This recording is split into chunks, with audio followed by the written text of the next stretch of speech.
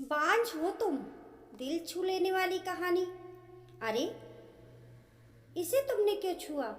क्या तुम्हें इतना भी नहीं पता कि ये नीता के सतमाहे की पूजा की सामग्री है और ऐसी पूजा सामग्री को बांझ औरतों के छूने से अपशगुन होता है। तुम ये तो नहीं सोच रही हो कि तुम्हें बच्चे नहीं हुए तो तुम्हारी ननंद को भी नहीं होने चाहिए। कहीं ऐसा तो नहीं कि ननंद की खुशी तुमसे देखी नहीं जा रही। मम्मी जी, मैं किसी तरह अपने आंसुओं को रोककर राधिका इतना ही बोल पाई थी कि इतने में नीता को उसकी ननंद कम सहेली ज्यादा थी, वह बोल उठी। भाभी, आपसे मुझे ऐसी उम्मीद नहीं थी। आपको तो खुश होना चाहिए था कि मैं माँ बनने वाली हूँ। उल्टे आप अपशगुन करने में लगी हैं। उसने आशा भरी नजरों से अपने पति नीलेश की ओर देखा। उसे लगा कि नीलेश तो मुझे बहुत प्यार करता है। वैसे भी हमारी लव मैरिज हुई थी। वह जरूर मेरी ओर से कुछ बोलेगा, लेकिन नीलेश ने उल्टा राधिका को ही कहा, तुम तो नीता को अपनी बहन ही मानती हो ना, फिर तुम नीता के साथ ऐसा कैसे कर सकती हो? कोई भी महिला सास ननंद के ताने एक बार सहन कर सकती है, लेकिन यदि उसका पति, जिस पर उसने अपना सब कुछ न्यौछावर कर दिया, जिसके साथ साथ जन्मों तक का साथ निभाने की कस्में खाई, यदि वही ऐसे ताने मारे तो? राधिका रोते रोते चुपचाप किचन में काम करने लगी। बांझ होने के नाते वे पूजा सामग्री को हाथ नहीं लगा सकती थी, लेकिन एक बहू होने के नाते घर के सभी काम पूरी जिम्मेदारी के साथ पूरे करने थे। चाहे उसका मन अंदर ही अंदर कितना भी रो रहा हो। वह सोचने लगी कि वह माँ नहीं बन सकती, इसमें उसकी क्या गलती है? माँ बनना या ना बनना क्या नारी के खुद के हाथ में होता है? उसे अचरज इस बात का हो रहा था कि इतने पढ़े लिखे परिवार के लोगों की भी सोच इतनी दकियानूसी है। उसकी सास एक विद्यालय में पढ़ाती हैं और ननंद सीए हैं, नीलेश इंजीनियर है। इतनी पढ़ी लिखी होने के बावजूद इतनी दकियानूसी सोच की पूजा की सामग्री को छूने मात्र से अपशगुन हो जाएगा। उसे याद आया कि कैसे वह और नीलेश पहली बार ऑफिस में मिले थे। राधिका ऑफिस में एक प्रेजेंटेशन दे रही थी।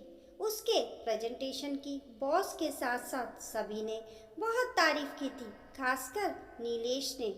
नीलेश उसके प्रेजेंटेशन से बहुत ही प्रभावित हुआ था। एक ही ऑफिस में साथ साथ काम करते हुए कब दोनों को एक दूसरे से प्यार हो गया, दोनों को पता ही नहीं चला। दोनों एक ही जाति के होने से घर वाले भी मान गए और दोनों की शादी हो गई। सास, ससुर और ननंद सभी का स्वभाव बहुत अच्छा था। इतना प्यार करने वाला पति पाकर तो राधिका अपने आप को बहुत ही भाग्यशाली समझने लगी थी। नीलेश ने पहले ही कह दिया था कि शादी के बाद 2 साल तक बच्चा नहीं करेंगे, जिंदगी को थोड़ा एंजॉय करेंगे, फिर बच्चों की जिम्मेदारी लेंगे। इसलिए 2-3 साल तक परिवार में बच्चों के लिए किसी ने भी कुछ नहीं कहा, लेकिन 5 साल होते ही घर में सभी के ताने शुरू हो गए। बात बात में परिवार वाले और रिश्तेदार सभी राधिका को बांझ का ताना मारने लगे। नीलेश पहले तो कुछ नहीं बोला, लेकिन अब वह भी राधिका से बेरुखी से पेश आने लगा था। ऑफिस में तो सबके सामने सामान्य रहता, लेकिन घर आते ही चुप्पी साध लेता। सिर्फ काम पूर्ति बात करता था, जिससे दैनिक कार्यों में विघ्न न आए।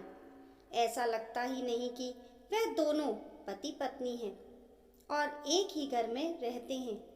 राधिका का मन चित्कार कर उठा था, लेकिन फरियाद कर भी तो किससे करे? मन महसूस कर रह जाती। उसे लगता था कि नीलेश को भी बाप न बन पाने का दुख है। थोड़े दिनों में वह सहज हो जाएगा। आज राधिका की 8वीं सालगिरह थी। उसे लगा कि आज नीलेश अपनी चुप्पी तोड़कर उसे बधाई जरूर देगा। उसने नीलेश की पसंद का नाश्ता बनाया, नई क्रॉकरी में नाश्ता दिया, लेकिन नीलेश ने चुपचाप नाश्ता किया और बिना एक शब्द बोले ऑफिस के लिए निकल गया। राधिका ने तबीयत का बहाना करके ऑफिस से छुट्टी ले ली थी ताकि डिनर अच्छे से तैयार करके बेडरूम को भी अच्छे से सजाकर वह नीलेश को सरप्राइज देना चाहती थी। नीलेश ने एक बार पूछा भी नहीं कि तुमने ऑफिस से छुट्टी क्यों ली, क्या तुम्हारी सचमुच तबीयत खराब है? राधिका ने डिनर में पालक पनीर, लौकी के कोफ्ते, भिंडी की सब्जी, पुलाव, पूरी, मटर की कचौड़ी, रसमलाई आदि बनाए। बेडरूम को कैंडल, बंदरबान और फूल आदि से सजाया। खुद नीलेश के पसंद की हरे रंग की साड़ी पहनकर अच्छे से तैयार हुई। उसे पूरी आशा थी कि आज नीलेश ज़रूर अपनी चुप्पी तोड़ेगा और मुझसे बात करेगा। मैं उसे बच्चा गोद लेने के लिए मना लूँगी। शाम को जब नीलेश घर आया तो उसने राधिका की ओर नज़र उठाकर भी नहीं देखा। उसने सोचा शायद बेडरूम में जाकर फिर विश करेगा। बेडरूम की इतनी सजावट देखकर भी नीलेश चुप ही रहा। उसका वह रोज का रूटीन, मोबाइल और वह उसने पहल करते हुए कहा, सालगिरह की बहुत बहुत बधाई नीलेश। फिर भी नीलेश चुपचाप रहा। राधिका का धैर्य जवाब देने लगा, नीलेश मैं आपसे कुछ कह रही हूँ। आज हमारी शादी की सालगिरह है, क्या तुम वह भी भूल गए? वह मनहूस दिन मैं कैसे भूल सकता हूँ? इसी दिन तो एक बांझ औरत मेरे गले पड़ी थी। हम एक बच्चा गोद भी तो ले सकते हैं ना?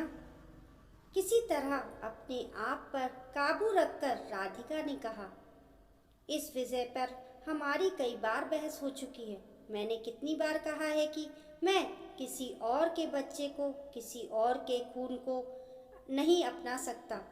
मुझे और मम्मी को मेरा अपना बच्चा चाहिए, जो तुम नहीं दे पा रही हो। खैर, आज हमारी शादी की सालगिरह है, इसलिए मैं तुम्हारे लिए एक अनोखा गिफ्ट लाया हूँ। अनोखा गिफ्ट? राधिका सोचने लगी कि जो व्यक्ति मुझे लगातार खरी खोटी सुना रहा है, वह व्यक्ति मेरे लिए कौन सा अनोखा गिफ्ट लेकर आया है। नीलेश ने उसे एक लिफाफा पकड़ा दिया। राधिका ने उत्सुकता से लिफाफा खोला तो उसने देखा कि उसमें तलाक के कागज थे। राधिका को विश्वास ही नहीं हो रहा था। जो नीलेश प्यार की बड़ी बड़ी डींगे हाँकता था, हर परिस्थिति में साथ देने की बात करता था, वे एक बच्चे के लिए उसे तलाक दे रहा है।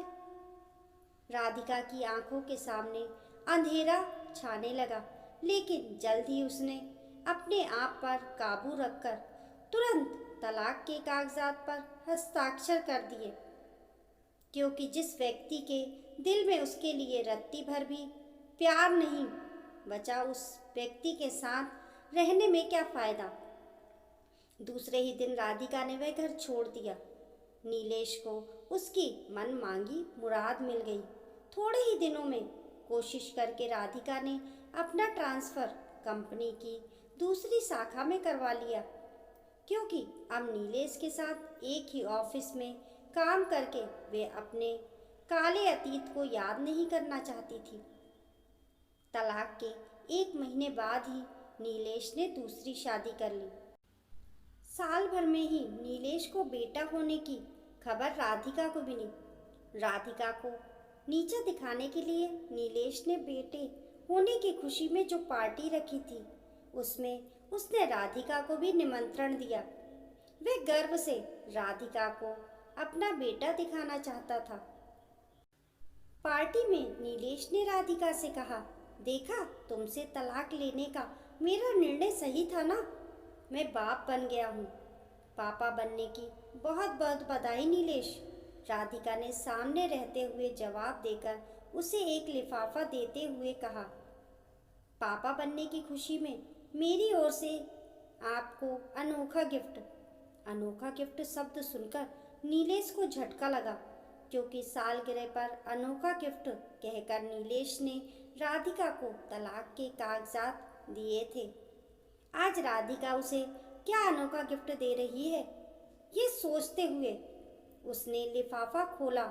जैसे ही लिफाफे में रखा कागज उसने पढ़ा तो उसके पैरों तले की जमीन खिसक गई।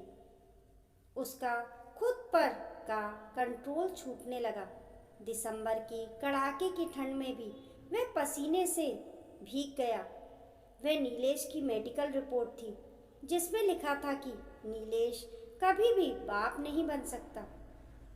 नीलेश ने अपनी पत्नी की ओर देखा तो उसकी झुकी हुई नज़रों ने मामला साफ कर दिया। नीलेश, अब फैसला आपको करना है कि आप किसी और के बच्चे को, किसी और के खून को अपनाते हो या नहीं। इतना कहकर बिना खाना खाए राधिका वहाँ से चली गई। दूसरे दिन नीलेश और उसकी माँ दोनों राधिका के घर आए। दोनों अपने आप को बहुत ही शर्मिंदा महसूस कर रहे थे। बात कहाँ से शुरू करें ये उनकी समझ में नहीं आ रहा था। आखिर में नीलेश ने ही बात शुरू की। वह मेडिकल रिपोर्ट, आपको याद है हम दोनों ने अपनी मेडिकल जांच करवाई थी। किसी कारणवश आप रिपोर्ट लेने नहीं जा पाए थे। मैं अकेले ही रिपोर्ट लेने गई थी। हाँ याद है, लेकिन तुमने तो घर आकर कहा था कि कमी तुम में है। इस रिपोर्ट में तो तुमने तब झूठ क्यों बोला था? खुद में कोई कमी ना होते हुए भी इतने साल क्यों तुमने सबके ताने सहे हैं? मैंने भी तुम्हें बहुत सुनाया और बहुत सताया, फिर भी तुम कुछ नहीं बोली। आखिर क्यों राधिका? क्योंकि मैं आपसे बहुत प्यार करती थी।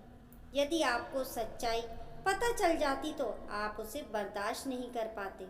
आप अंदर ही अंदर टूट जाते। मैं अपने प्यार को टूटा हुआ नहीं देख सकती थी। मेरा क्या, मुझे तो ताने सुनने की आदत पड़ गई थी। लेकिन सच बताओ, मैं सभी के ताने सुनने तैयार थी, लेकिन आपकी चुप्पी, आपके ताने सुनने की हिम्मत मुझ में नहीं थी।